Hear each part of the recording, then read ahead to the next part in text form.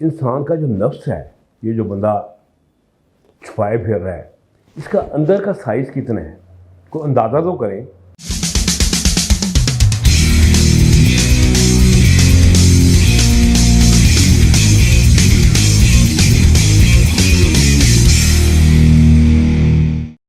बिस्मिल्लाहिर्रहमानिर्रहीम।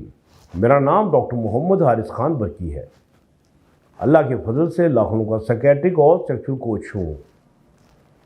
इंसान की हमेशा ये ख्वाहिश रही है कि वो इंसान दूसरे का चेहरा देख के उसकी शख्सियत का और उसके अंदरूनी सोच का अंदाज़ा लगा सके।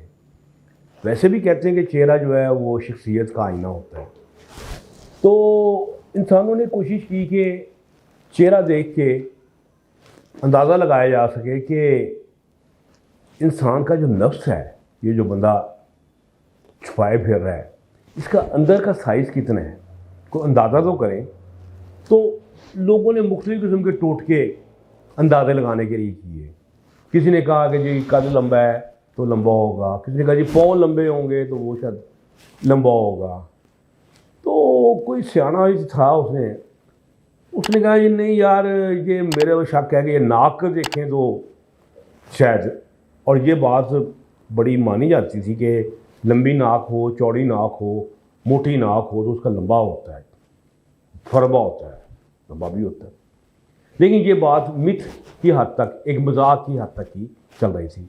कोई था साइंसदान मेरे जैसा, उन्होंने कहा जी कटाकटी कर लो, रिसर्च करो। उसने क्या किया कि बंदे इकट्ठे किए, उनके कद, पाँव का साइज़, नफ्स का साइज़, नाक का साइज़, नाक का लंबाई ऐसे भी और चौड़ाई भी, ये सारे इस तरह करके सारा उसने मेजरमेंट्स लिए। फिर उसने स्टैटिस्टिक एनालिसिस भी किया उसने। तो उसका जो रिज़ल्ट्स है ना, वो मैं आपको साथ शेयर करता हूँ। तो उन्होंने देखा कि जी पाँव के साइज़ का कोई तल्लक नहीं है, नफ्स के साइज़ का, ना उसके कद का तल्लक है कोई अपना इसके साथ। तो बात ख़त्म हो गई। तो फिर उन्होंने नाक का हिसाब लगाया। जब उन्होंने ज़रबें तक़सीमें की तो उन्होंने कहा जी नाक एक पिरामिड की तरह होती है ना, ऐसे। तो पिरामिड को जैसे मेजर करते हैं, उसका फॉर्मूला लगाया।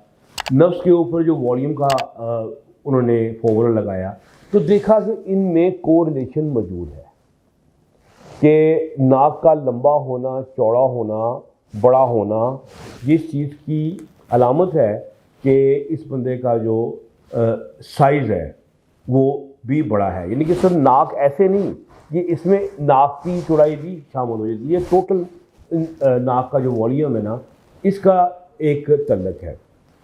तो एक और साइंसदान था, उसका नाम था, मैंने बड़ी देर पहले उसे पढ़ा, कोई 40 साल पुरानी बात है, तो उसका नाम था डेलन मॉरिस। 40 साल पुरानी बात बता रहा हूँ। तो मॉरिस ने लिखा कि जनाब नाक का जो है ना वो तल्लक है इसका पीनस के साइज़ का। तो उसने एक फ़ोटो बनाई, वो अभी फ़ोटो में अभी तक जेल में है कि एक बंदे की फ़ोटो देखता है बंदा क्या है, मामूली फ़ोटो ही है, क्या है। फिर उसने कहा जी गौर से देखो इसकी फ़ोटो को। तो मैंने दोबारा गौर से देखा, तो देखा कि उसने नाक की बजाय नफ्स लगाया है उस फ़ोटो में, और चिन की जगह पे टेस्टिस लगाए हुए थे। तो एकदम देखने से पता भी नहीं चलता था कि ये किसी ने क्या लगाया हुआ है, नाक की जगह पे क्या लगाया है और इसकी जगह पे क्या लगाया हुआ है। तो अब ये बहुत पुरानी बात थी, उस वक्त तक भी ये बात साइंटिफिकली किसी ने स्टैटिस्टिकली मेजर नहीं की थी। अब की दुनिया में किसी साइंसदान ने उठ के ये मेजरमेंट की हैं और उसने देखा है जी कोरिलेशन एग्जिस्ट करता है। लेकिन बहुत लंबी नाकों वाले, चौड़े वाले ज़्यादा खुश ना हो, क्योंकि जितना लंबा और जितना चौड़ा होगा उतना स्टैंड होना मुश्किल हो जाता है। और छोटी नाकें वाले ना पछताएं ना, क्यों?